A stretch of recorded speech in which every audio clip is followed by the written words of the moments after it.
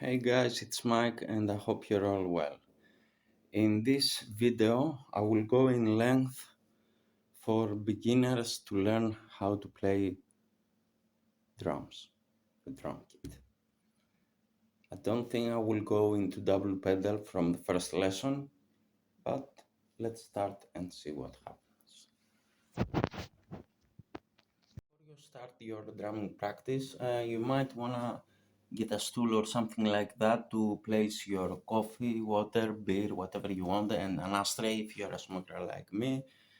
Also, I always keep, okay, I've got two new drumsticks here, but I always keep one over here, at least one. I'm actually playing with those drumsticks, but things happen. I mean, your hands might get wet from sweat, and all of a sudden you lose a drumstick. Whenever this happens, you don't expect it, but you have to act real fast and pick up this drum instead and continue drumming. Okay, let's sit down. Okay guys, I take it that you have seen my shorts to master the hi-hat and a few rhythms, but we're gonna do it again in this lengthy video. Okay, when you first get a drum kit, you will probably end up doing this.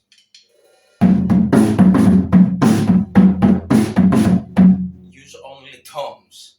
Okay, this is not a way to play drums. I want you to first master the hi-hat. Put your foot down, close it, and you start like this. All you need to remember is that you keep a steady tempo, like I'm doing right now. If you can't do it, wear your headphones, put a metronome on it, and try to play exactly like the metronome. Okay, then the second thing about the hi-hat is that it can be used like so. That's pretty cool. We'll get to this technique later. And the other thing is that you can lift your foot, you can press it down, and it makes that noise.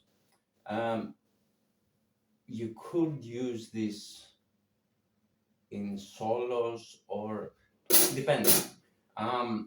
What I want you to do to master the hi-hat is keep a steady tempo and try to lift up your left foot every once in a while, making this noise.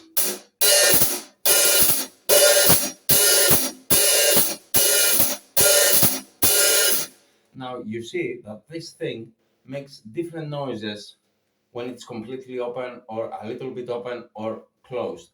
Closed is this. A little bit open is this.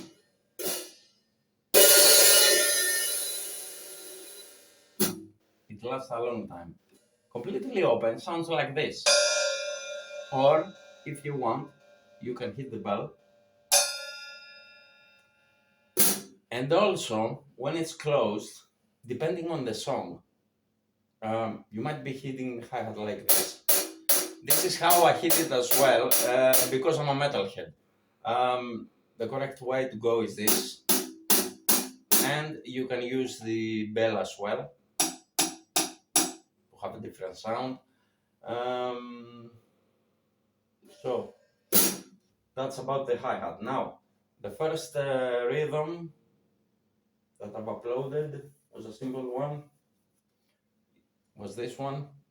1, 2, 3, 4, 1, 2, 3, 4, 1, 2, 3, 4, 1, 2, 3, 4. Okay, by the way, your legs, you have to set up your stool so that your legs when you're sitting down, they actually have slightly bigger than 90 degree on the knee. And you might use the hi-hat with your foot normal, but when you get to the drum kit, the kick drum,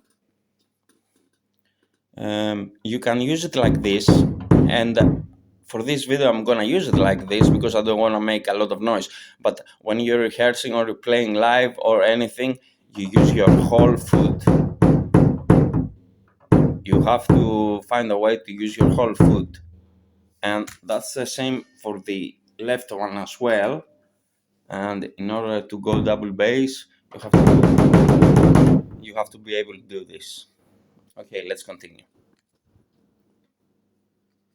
Okay, now if you remember, the second bit that I uploaded as a short was this one. 1, 2, 3, 4. 4. Instead of hitting the bass kick once, I hit it twice. Now, if you can do once the kick drum, and then the next part twice, and then the next part once, and then the next part twice, it will sound like this.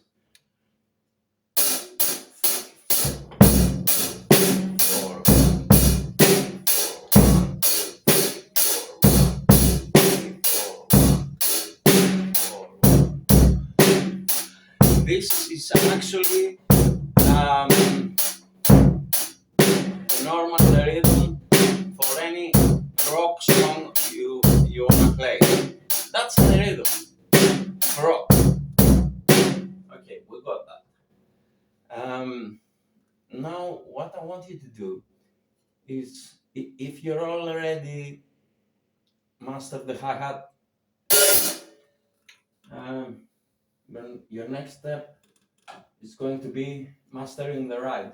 Now you usually hit the ride like this, and it makes a really atmospheric sound. I'm not using force at all on it. I just think just a little bit. You can see my hand is almost like I'm not holding it, because if you do it loud,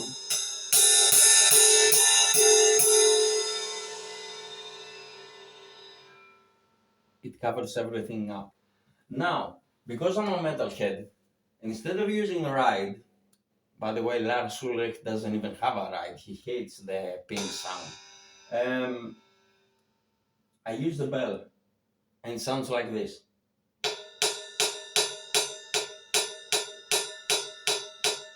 Wanna see how it sounds?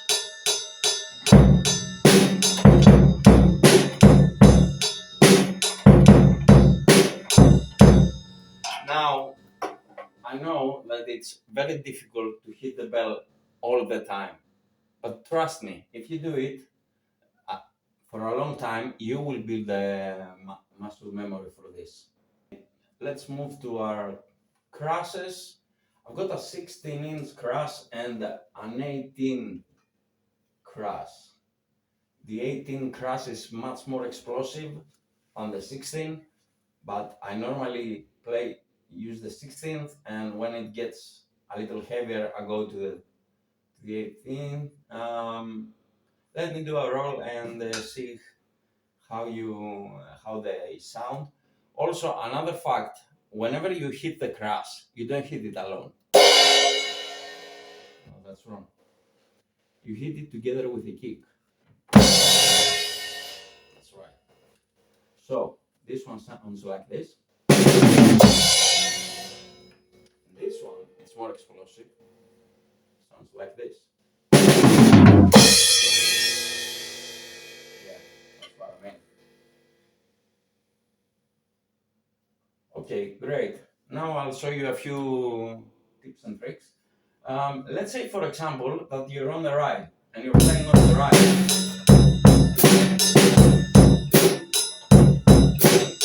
First of all, you might notice that I'm using the hi-hat as well. I use it every time I hit the snare because that makes a more full sound. But I'm not using it all the time. Also, playing the ride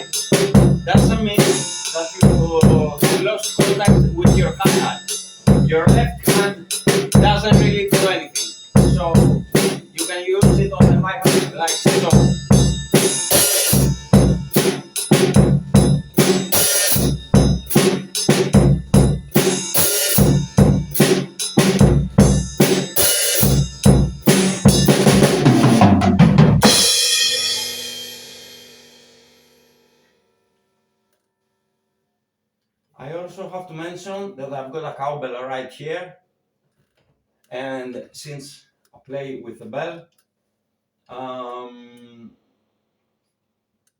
it has a similar sound. It's metal. You should actually buy plastic. It sounds better. To make it sound better, I put some tape over it, a lot of tape, and it sounds like this.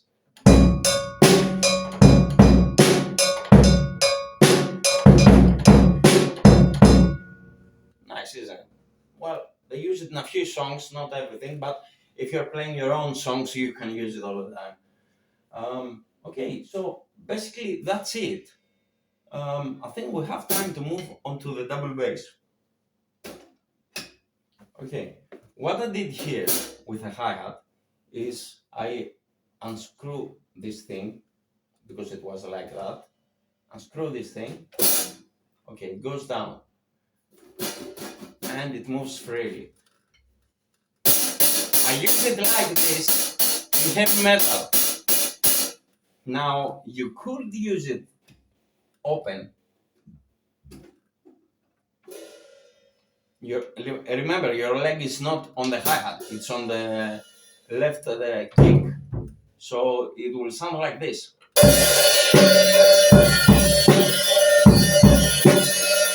Now, unless you're playing Slipknot or something, you don't need that sound. It's so noisy. I prefer to play like this.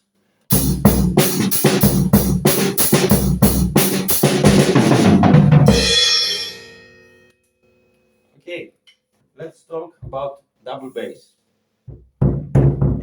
Don't expect to become a good double bass player from the first day. It's actually really hard, because first you learn to use your left foot on the hi-hat, which it's doing something completely different than the double bass will do. And you have to build an extra muscle memory on your left leg to tell it to when it's on a hi-hat and doesn't really do anything, or it does little things, or whether it's on the double bass. That means that you have to really speed up to keep up with the right leg. Okay, let's play a normal double bass or something, just to show you.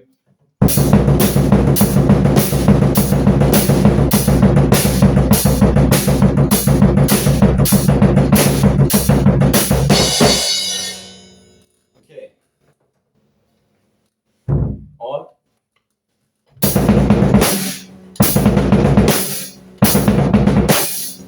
I'm sure you recognize this. I don't have to say anything. Okay, in order to get to a point where you play double bass just like I do, I'm actually gonna tell you my secret right now. Do you know how I learned to play drums? Yes, it was all by myself, listening to Sepultura and shit, and I was trying to play them. But then, in England, I got a book from a music store together with a CD of Lars Ulrich. It had almost all the songs of Metallica in there. And the CD helped me a lot, because it had a metronome on it and it will play everything you want to know. The book had the notes. I suggest you. It's very easy to learn how to read a drumming pentagram. It's very easy, and I suggest you, if you're new, you will have to use it. So that was my secret, and I remember that that CD, in order to play this, it said two things. First of all, your double bass has to be clear as possible, and as on the tempo as possible. You have to be a robot.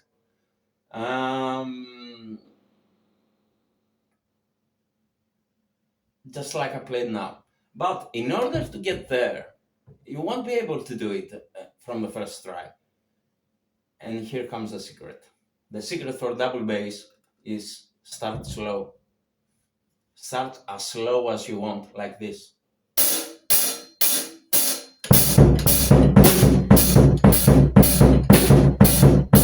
Now this way, you're starting to build the muscle memory on the legs for the double bass. And once you master this, you can go fast, no problem, like this. I'm sorry, my double bass, it's broken. I'm still waiting for the new one. Okay, I think that will do it for today, guys. Alright, I'll see you on my next videos. Take care, love you.